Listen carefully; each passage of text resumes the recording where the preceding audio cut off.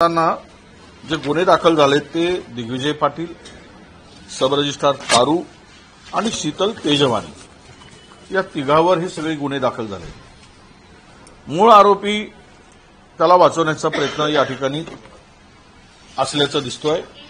त्याला राजकीय सपोर्ट, आशीर्वाद ते या ठिकाणी आम्हाला सरकारच्या एकूण या प्रकरणामध्ये दिसतोय। काही झालं तरी याशी माझा काही संबंध नाही। पुण्याचे पालकमंत्री अजितदादा आहे। हे सगळं घडतंय। 21 कोटी रुपयाची स्टॅम्प ड्युटी चोरी केली जाते। उद्योग संचालनालय 24 तासात त्याला परवानगी देते आणि ज्या जमिनीचा टायटल क्लिअर नाही, अद्यापही त्या जमिनीच्या टायटलवर सरकार अशी नोंद आहे, ती महार वतनाची जमीन आहे। गेली 25 वर्ष ते बिचारे दलित समाजाचे लोक लढाई लढतायत, ती जमीन मिळवण्यासाठी सातत्यानं प्रयत्न करतायत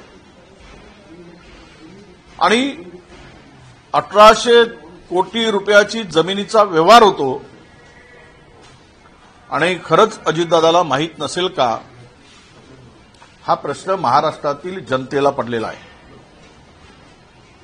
एकूणच एक कहावत है कि राज्यसभा में न्याय न होगा, सच्चे को फांसी होगी, झूठा मौज उठाएगा। तर हा झूठ हे अशीच आता चाललेली आहे।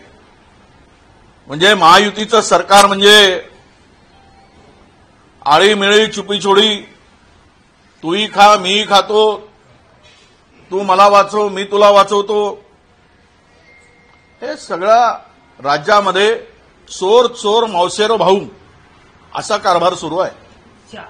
यामध्ये पार्थ पवार हे पार्टनर आहेत, त्यांच्यावर गुन्हा दाखल होण्याची अपेक्षा होती। हा एवढा मोठा घोटाळा झालाय आणि सरकारने तातडीनं ती जमीन मूळ मालकाच्या नावानं करावी।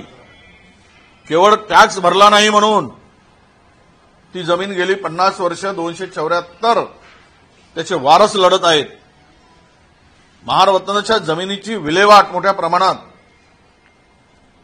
लावली जात आहे। घोटाळ्यावर घोटाळे होत आहेत, कारवाई होत नाही। काल मी सांगितलं, महिला बाल कल्याणच्या स्मार्ट अंगणवाडी किट 40 कोटीचा टेंडर होता। त्या 40 कोटीच्या टेंडरमध्ये अंगणवाड्यांची यादी नव्हती। 40 कोटीचं किट सप्लाय झाले। नव्यानं टेंडर काढून नवा टेंडर देण्याची आवश्यकता होती, पण कंत्राटदारावर मर्जी असल्यामुळे 90 कोटीचं काम पुन्हा विदाऊट टेंडर महिला बाल कल्याणनी सरकारच्या मर्जीतील एका मोठ्या माणसाला दिलं, विना टेंडरनी। हे काय सुरू आहे राज्यात? पुढे आहेत मुख्यमंत्री, पुढे आहे सरकार। हे सगळं जे चाललेलं आहे याकडे पद्धतशीरपणे डोळेझाक चाललाय का, असा प्रश्न उपस्थित होतो। पार्थ पवार यांच्या नावावर 99% शेअर्स आहे अशी माहिती आहे। बिहारी म्हणतात त्यांच्या नावावर 1% शेअर्स असं आहे। हा दिग्विजय पाटील, याला एखाद्याला पॉवर आपण देतो बिहाफ ऑफ ओनर, त्याला ते दिलेली पॉवर आहे की तू जा माझ्यातर्फे सल्यूट कर।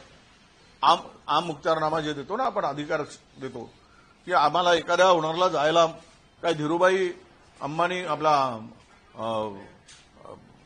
गौतम अदानी आणि राजेश अदानी जात नाहीत, त्यांना पॉवर डेलिकेट केले, तेच माणसं जाऊन जमिनीवरचे व्यवहार करतात। तसंच या कंपनीच्या मालकांनी पार्थ पवारांनी त्याला पृथ्वीराज पाटील याला ते अधिकार दिले, ते जाऊन त्यांनी सल्यूट केली। मूळ पैसा आला कुठून, कुणाचा आहे, कुणाची कंपनी आहे, हे कुणामुळे व्यवहार झालेत, म्हणजे त्याला सोडून द्यायचं। हेच सांगतोय, यामध्ये या कंपनीच्या सगळ्या पार्टनरवर कारवाई होणे अपेक्षित आहे। झोटिंग समितीसारखी एक समिती नेमावी अशी मागणीही केली जाते। याच प्रकरणाला धरून की मनी लॉन्ड्रिंगची शंका वाटते का आपल्याला?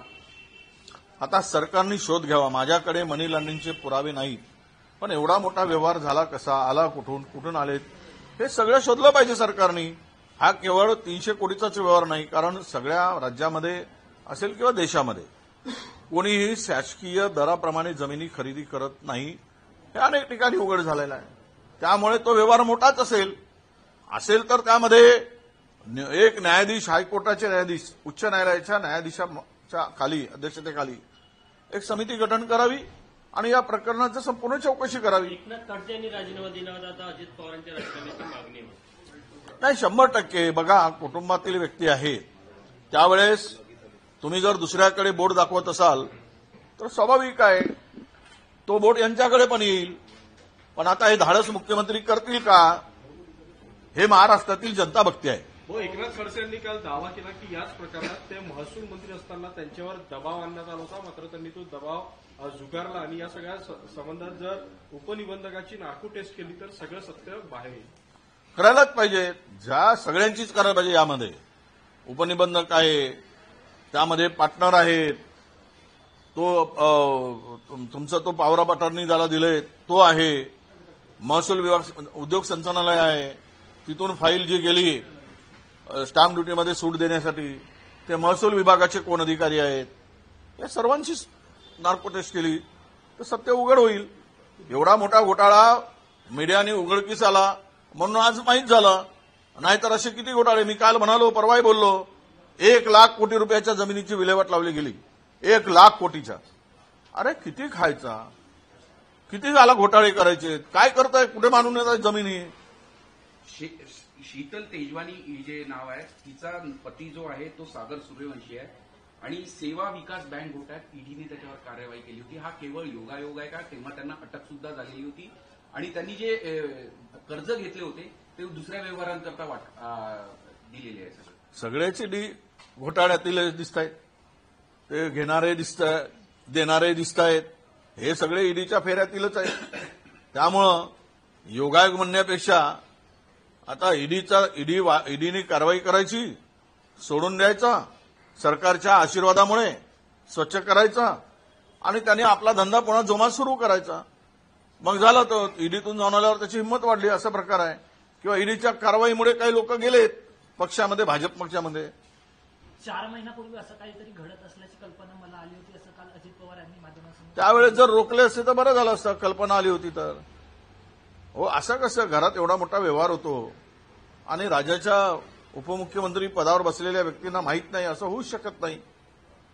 त्यामुळे त्यांना कल्पना आली होती, त्याच वेळेस जर थांबलं असतं तर आज ही पाळी दादावर आली नसती. आणि पॉवर ऑफ अटर्नी ज्या शीतल तेजवानींनी घेतली होती, याबाबत तिने महसूल मंत्र्यांकडे महसूल न्यायालयात गेली होती, त्यानंतर उच्च न्यायालयात गेली होती 2013 आणि त्यानंतर उच्च न्यायालयाने सुद्धा तिचा अर्ज फेटाळला होता आणि त्यानंतर हे सगळं प्रकरण झालं होतं. उच्च न्यायालयाने सुद्धा तिची याचिका फेटाळली होती आणि त्यानंतर ही गफलत कुठे झाली, कारण की सगळं कागदपत्र सबमिट करून मग ही सगळी प्रक्रिया झाली होती. नाही बघा, तेजवानी, शीतल तेजवानीला फक्त टायटल क्लिअर करायसाठी, जे टायटलवर सरकारचं नाव आलं होतं, ते लिटिगेशन जे काही आलं होतं ते दूर करायसाठी, कोर्टाच्या मध्ये काही लिटिगेशन असेल ते क्लिअर करायसाठी, एवढ्यासाठीच अधिकार दिला होता. तिला विकण्याचा अधिकार शीतल तेजवानींना दिलेला नव्हता.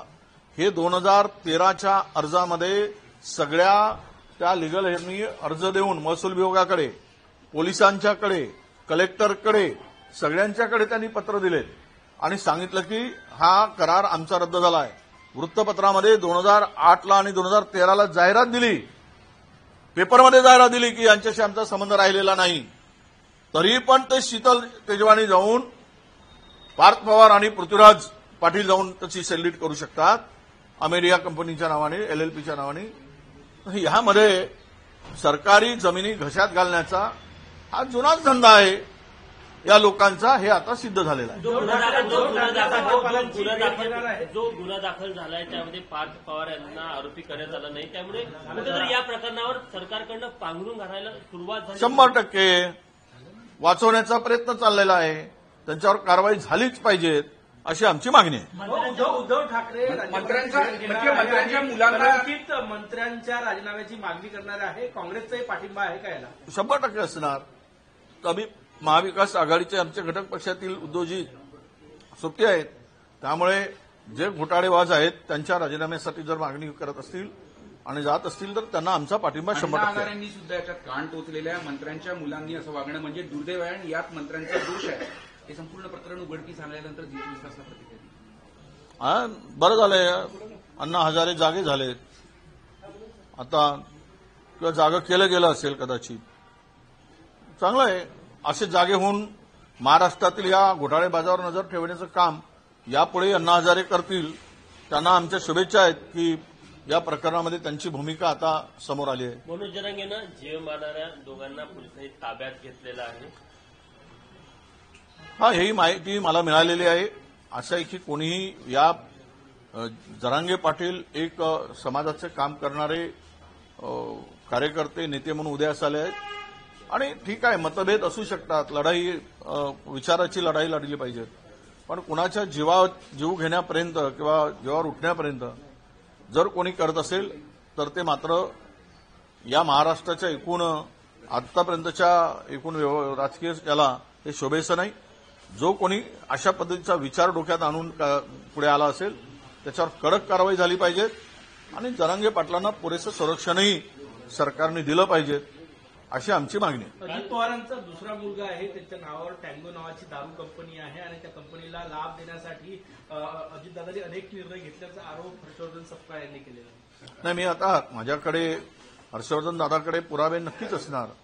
आमचे प्रदेशाध्यक्ष सत्यावर बोलतात, सत्य त्यांच्याकडे काही असेल, पुरावे असतील, माहिती असेल, बोलले असतील आणि जर त्यांच्यामध्ये तथ्य आहे तर सरकारने तोही कारवाई केली पाहिजे आणि त्यांना लाभ देण्याचे जे काही प्रकरण झाले असतील, घटना समोर आल्या असतील, कारवाईची आमची अपेक्षा आहे आणि स्वच्छ कारभार या राज्यात व्हावा ही सगळ्यांचीच अपेक्षा आहे. त्याला हर्षवर्धनांनी उचललेला प्रकरण याची माहिती मी पण घेतो आणि जर फायदा झाला असेल तर आम्ही मुख्यमंत्र्यांना लिहू की अशा पद्धतीनं कुटुंबातील व्यक्तींना लाभ देणाऱ्या कोणी मंत्री असेल किंवा कुठल्याही पदावर असेल त्याला त्वरित काढून टाकलं पाहिजे, अशी आमची भूमिका राहील. काल मुंबई लोकलने 4 लोकांना चिरडलेलं आहे. मुंबईतल्या एका अभियंत्यांना वाचवण्यासाठी आंदोलन सुरू होताना ही घटना घडली.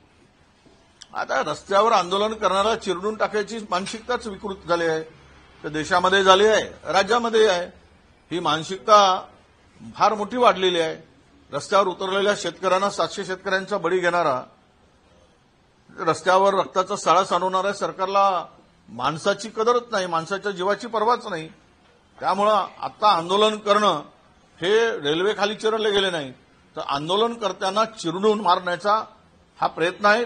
कोणी आंदोलन करूच नये म्हणून ही घटना घडवली आहे असा आमचा आरोप आहे. बच्चू कडू यांनी 30 जूनला रेल रोको आंदोलनाचा इशारा दिलेला आहे कर्जमाफीच्या मुद्द्यावर. आता काय, त्यांनी आले, आंदोलन संपलं. आता 30 जून म्हणजे मार्चमध्ये नव्यानं कर्ज मिळतं, आता 30 जूनमध्ये कर्ज हे करणार. ठीक आहे, बघूया काय करतायत. तर काय ते जाऊन आलेत, मुख्यमंत्र्यांना भेटून आले, त्याच्या मागच्या राजकारणावर मी जरा आज नाही बोलत, ते उद्यावर बोलेल, कारण विषय खूप होत आहेत. पण यावर जे चाललेलं आहे, शिजलेलं आहे मुख्यमंत्र्यांच्याकडून, त्यांचाही पर्दाफाश मी उद्या करेन.